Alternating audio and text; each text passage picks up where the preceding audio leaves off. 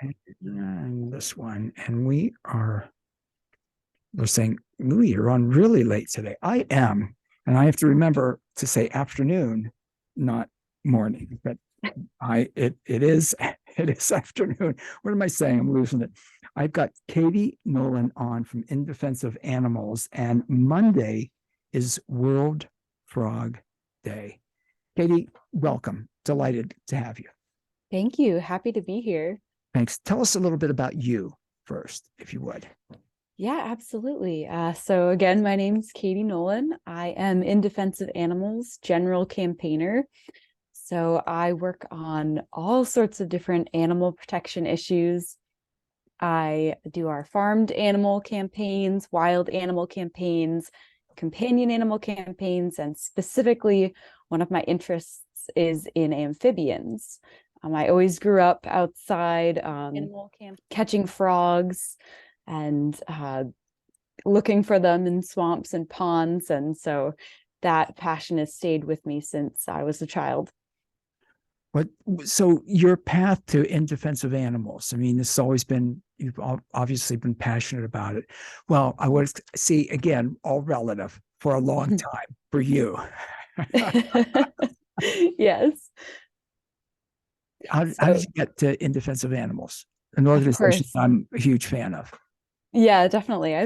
I've always been so passionate about animals. It's been my dream to work with them and for them. Oh, And an opportunity came up there, and it just seemed like the perfect fit. And I've had the ability to speak up for animals that I really care about, the kind of weird, slimy, creepy, crawly critters that a yeah. lot of other people aren't as passionate about, frogs and salamanders and lobsters and octopuses. So all those sort of animals kind of just was the perfect transition and next step for me. So That's wonderful. That's wonderful. I know that I just remembered, and this is, I was going to say 50, this is 53, 55 years ago. Wow, I am really old. I was a sophomore in high school, and they were going to, in the biology class or science, pith, kill a frog and cut it out. mhm. And I, it was abhorrent to me. I wouldn't do it. I got in trouble. First, I had to stand out in the hall because I wouldn't. Then they called my parents. I mean, it was, unfortunately, as odd as my parents were, they were supportive of me and that. I Mm. still got in trouble with them. I still, because the school had to call them and that. But it's like, whoever thought that was a good idea? I just, Yeah. I mean, and your kids, not that it's okay if you're older. You've got kids that are taking this um, sharp object and sticking it in the Mhm. back of their and killing them. Uh, Yeah. how could that be? How could that be good for kids emotionally? How could that? It's not. I'm sorry. I'm going off on that. You just that No. memory. That memory. That's an old memory. Yeah, gosh, I'm so thankful I never had to dissect anything. I purposefully avoided any classes in high school and beyond to ensure that I never encountered that kind of situation. I totally agree. That is horrifying to me. Yeah, it's to me again. It's funny because all these over half a century, I get the feeling. I still get when I was telling you that I get the feeling inside of how Mm. awful it was. And I'm glad I didn't. I'm glad I didn't just go along. I'm glad I Yeah. didn't because that would have been even worse. The feeling would have been much worse today. Your interest, do you think it was just something inside of you, Katie, that we're interested in salamanders and frogs and Yeah, I'm not sure. I just spent so much time outside when I was little. My parents were really great. They encouraged us to wonderful, always be outside and explore the woods in our backyard. And I was just wonderful.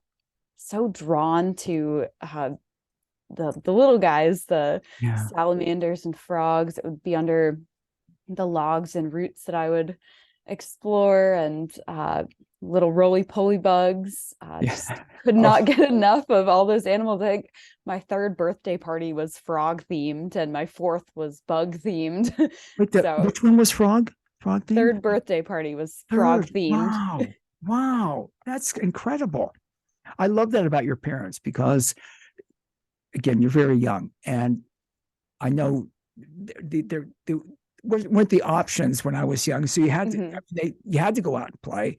You didn't have, you wanted to, we wanted to, but there wasn't all the, all the TV shows and the social media and Yeah. internet and things like that.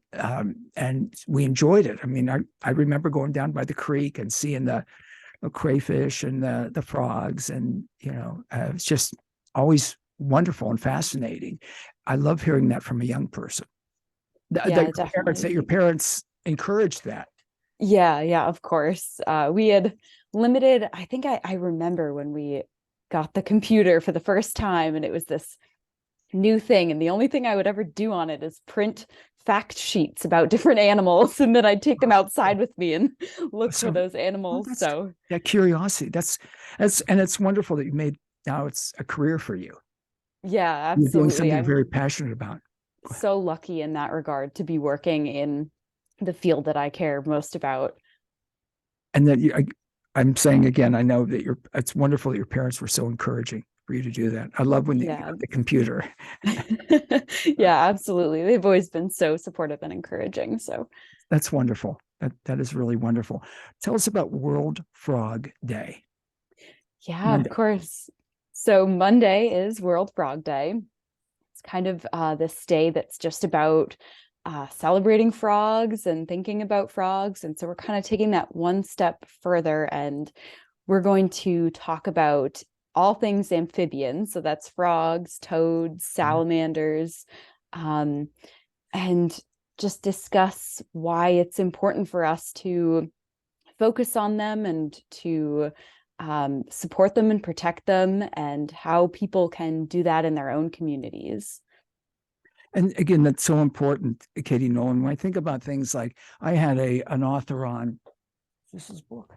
Okay, I'm glad it's in my chaos. I actually knew what a bee knows, exploring the thoughts, memories, and personalities of bees. And we talked about it. I've had numerous authors over the year, and about butterflies and just things that, that are food. Again, people may not care about the bees until our food system starts. Pollinators. And I've noticed how rare, I shouldn't say rare, I don't see as many bees as I once did. And I know with pesticide, and that affects the frogs. It gets in the water, all those horrible chemicals. Exactly. I just, on the bees, I think it's something like 1 in every 3 bites of food we take is thanks to a pollinator. So bees are just so important. But yeah, with the pollution and pesticides, those are things that really affect frogs and amphibians too, especially because of their porous skin.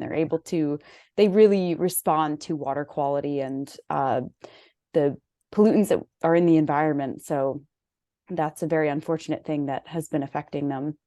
And everybody's so quick to use these harsh chemicals and not realize the impact it's going to have on them. I mean, it's interesting to me, Katie Nolan, that I'm always seeing ads or hearing ads for, if you have glyphosate, if you were, Roundup, if you were exposed to Roundup and have this illness or that disease or cancer, yet it's still manufactured. And even if, I'm going to go out, no, I'm not going out on a limb. It is what it is.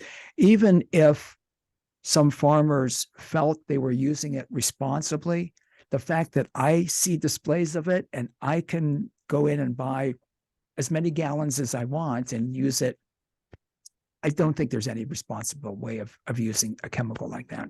And I'm not going to go into a whole thing about it, but for a lot of reasons, it's killing the frog. I would read, there's a publication called Farm and Dairy. And even though I'm vegetarian for over 50 some years and vegan for the last 20 some, I like to read what's going on about the dairy industry, but about farming and food, etc.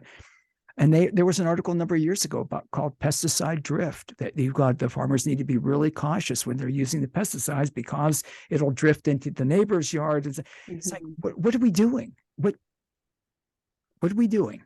I'm Yeah, sorry. gosh. You've got me on a No. topic that I'm very passionate about. Yeah, rightly so. It's alarming. And you also, when you think about responsible use, Yeah. even the responsible use that doesn't go far enough, we're only taking into consideration the effects on humans and not Yeah. the Yes. effects on other species and those long-term consequences that we don't see right away on the environment and eventually that come back around to affect human health as well. That's right. Yeah. Come back around. Like you said, come back around to human health, come back around to our food supply, et cetera. And you're talking about frogs, but the porous. Tell us a Mhm. little bit more about that with frogs. Yeah, just that when they encounter pollution in the water and pesticides, they because they're porous, they breathe through their skin, so they are susceptible to that effect of negative pollutants in the water on their health. So that can kill them and affect them.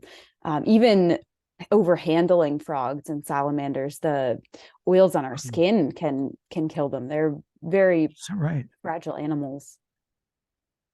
That's interesting. I hadn't thought about that. Makes sense though. Overhandling them and the oils and how it could negatively impact their health. Yeah, which is something I I learned the hard way as a child. My parents encouraged me to be outside, but unfortunately not realizing the ramifications of catching frogs and touching them and handling them. And luckily I was able to learn quickly that frogs were to be observed and not to be touched. And part of what we're going to talk about Monday too is helping to move frogs during their migration season when they end up on roads. And part of that involves how to properly handle them without harming them. And that's wetting your hands before you touch them, making sure you don't have any kind of hand sanitizer, harsh soaps or lotions that you're wearing beforehand. That's interesting. So you make sure you're wet your hands gently. Yeah, when I go out and move frogs, I'll rub my hands around in the mud and the puddles first before moving them. That makes sense. So make sure that you're not and don't have any fragrance on your hands or skin creams. And if you do, you still want to get them off the road, but you've got to make sure that your hands are clean enough so you're not in the idea of saving them, that you're not actually harming them. Is that right? Yes. So I guess a little more context is a big portion of what we'll talk about Monday is amphibian migration season. So, go ahead. I'm learning so much, Katie. Go ahead. So amphibian migration season usually correlates with the rainy season. So on the East Coast, it's early spring. West Coast, it's more like coming along with fall rains. So where I am out east, the first rains of springtime, when the temperatures are over 40 degrees at night, that is when all the frogs wake up and they come out from their hibernation, or actually their brumation underground, and they move to vernal pools where they will mate and lay their eggs. But humans have developed roads and buildings and new structures that have gotten in the way of amphibians' migration paths. So, of course. Yeah, oftentimes, unfortunately, they have to cross roads to get to these pools, and it leads to a lot of amphibian deaths. So we're going to be focusing on that and talking about what people can do to help them make it to lay their eggs. When you again, this is going to be a Zoom event. Yes, it'll be a virtual event. A virtual event. That's my terminology. Zoom, a virtual event, of course. It will be Zoom. Yeah, and people can register. Yeah, we have a registration link on our website and also on our Facebook event page. And I've got those links up also. And again, it's in defense of animals. I talked with Katie Nolan.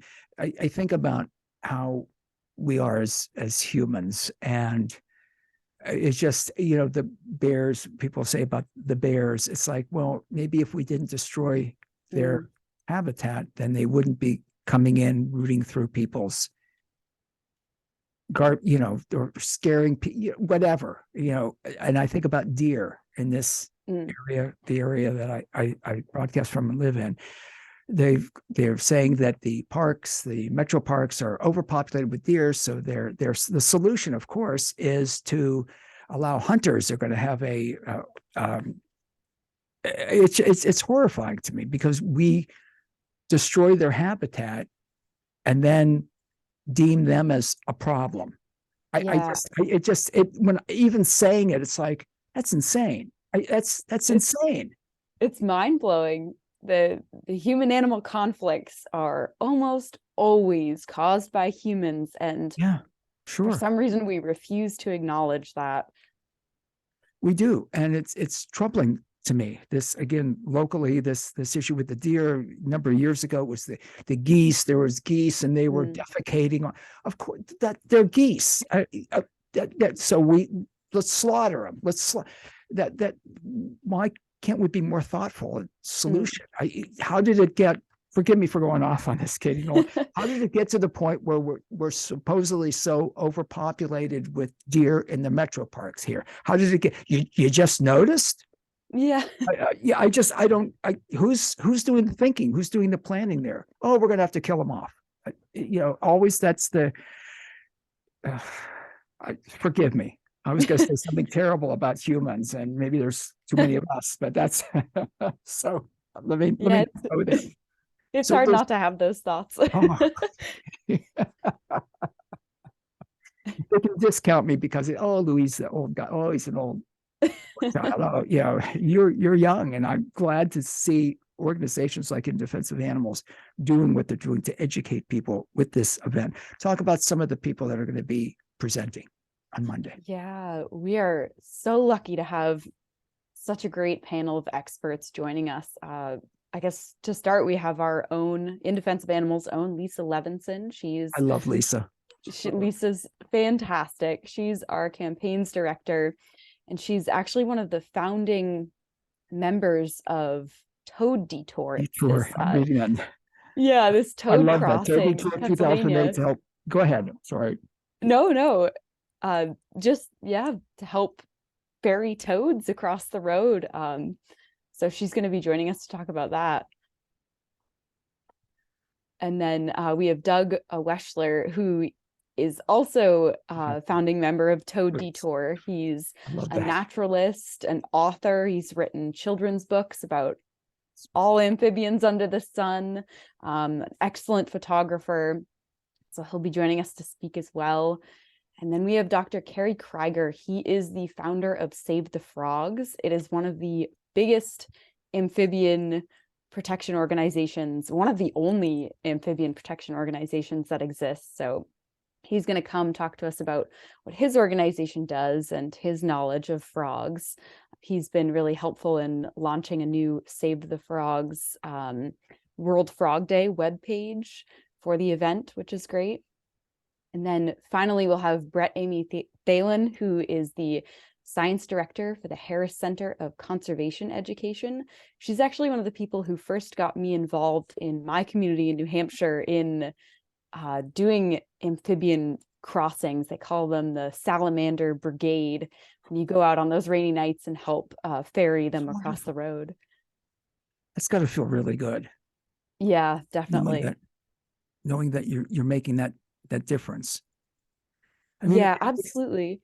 Because it can seem insurmountable. It makes me think for years on the show on Friday when I would sign off, I would tell the starfish story. I don't know if you're familiar. Yes. And to make it brief, it mattered to that. Some guys, there's always someone pointing the finger, and I say they point the finger, but fear the mirror. They never look at it's like, oh, you can't, what you're doing doesn't matter. And she says it mattered to that one. You're helping them, and it does matter. Yeah, seriously. And when you look at the numbers, I don't have them off the top of my head, but when you get people out to those roads on the big nights, it really does make a difference. And not just to one or two salamanders or frogs. You can really help entire local populations by helping them get across the road. And I know in some areas, we've even implemented road closures for those rainy nights. So they'll not allow cars for just that one night or even a few hours. of the night, which really makes a difference.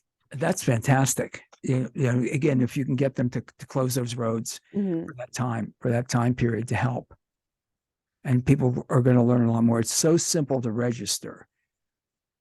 I mean, it took me, I don't know, 10 seconds. You put your email in and register for the event Monday. And it's very simple to do.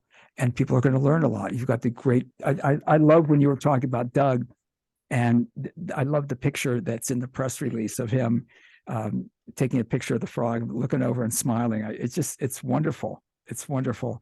Among his 25 books are The Hidden Life of a Toad, Frog Heaven Ecology, Ernal Pearl, a 6-book series, The Really Wild Life of Frogs.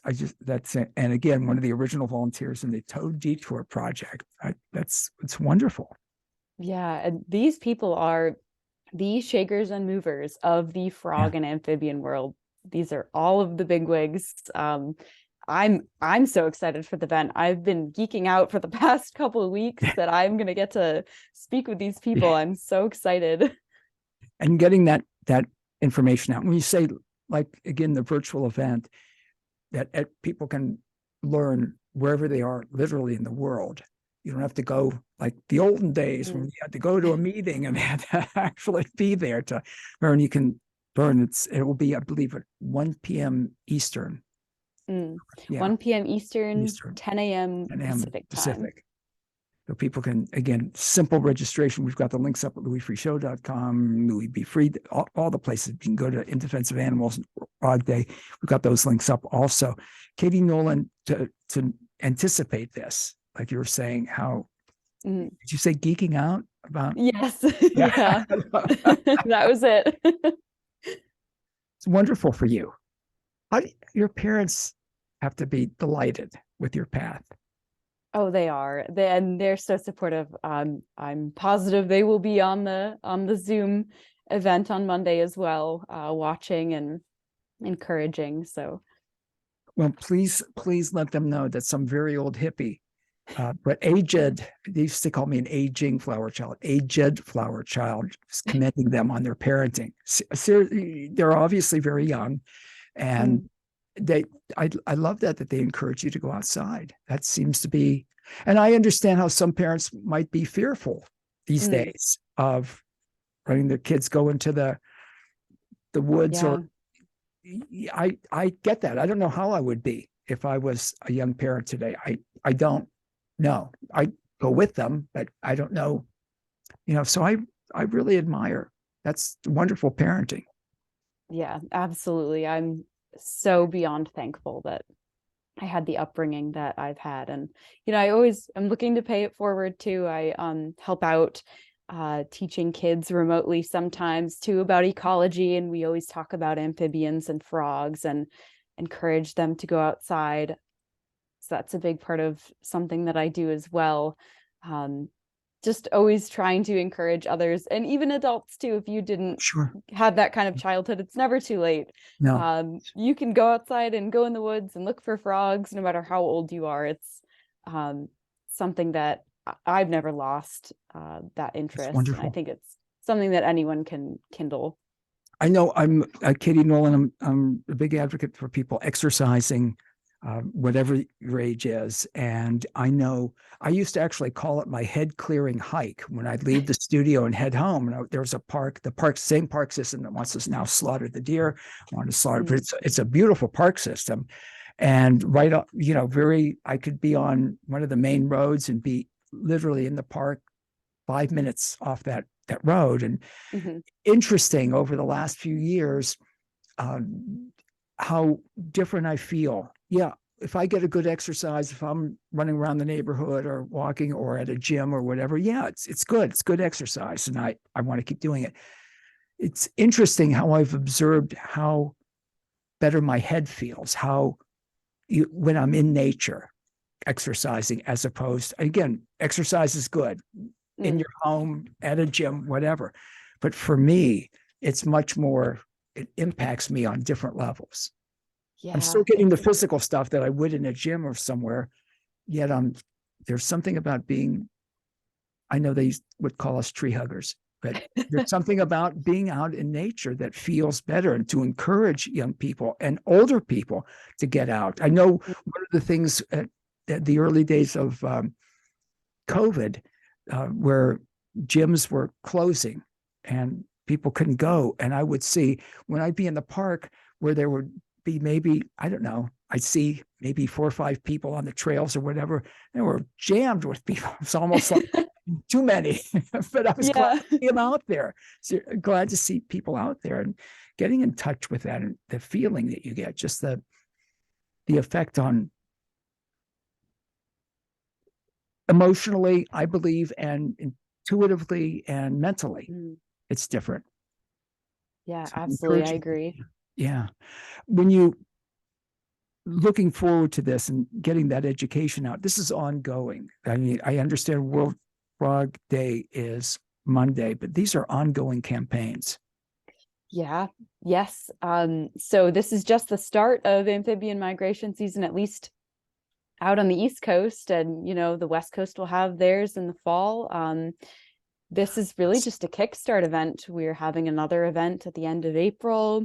There's an entire week of appreciation for amphibians happening in May that we'll be celebrating. So this will be something we're going to continue to educate on and encourage people to get involved with. So I'm excited for that going forward as well.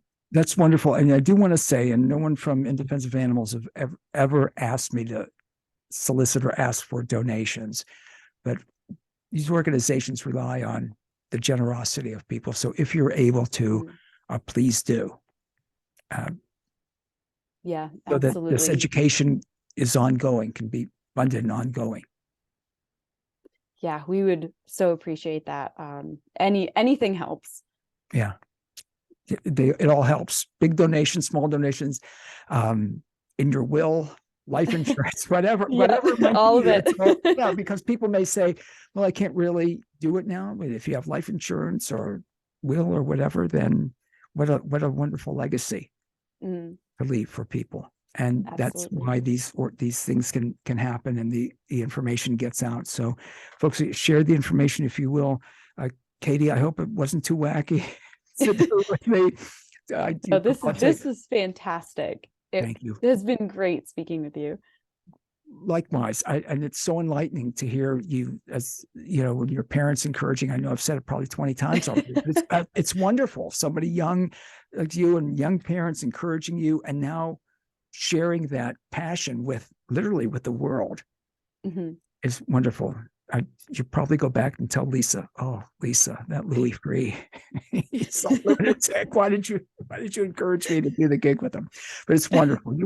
Getting to know you through this has just been delightful. So I would urge people, sign up, go to In Defense of Animals, and also go to worldfrogday.org. worldfrogday.org. It's worldfrogday.org. Of course, we've got all those links up. And Katie, you're wonderful. I'm going to be there I'm going to be in that virtual event on Monday. Yeah, it works for me because I've got some interviews to do in the morning, and I got everything cleared for 1:00. So perfect. Yeah. Thank you so much. I love your passion and dedication to what you do and educating. Go ahead. I'm sorry.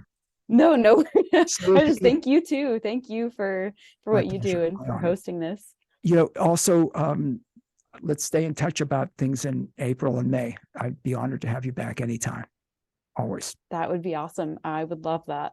I would love that also. Katie Nolan, thank you so much. In Defense of Animals, a wonderful organization, idausa.org. Thank you for doing the gig with me. Yeah, thank you. Folks, again, we've got the links up. I've got all the links up, or just you can go to idausa.org, idausa.org. You can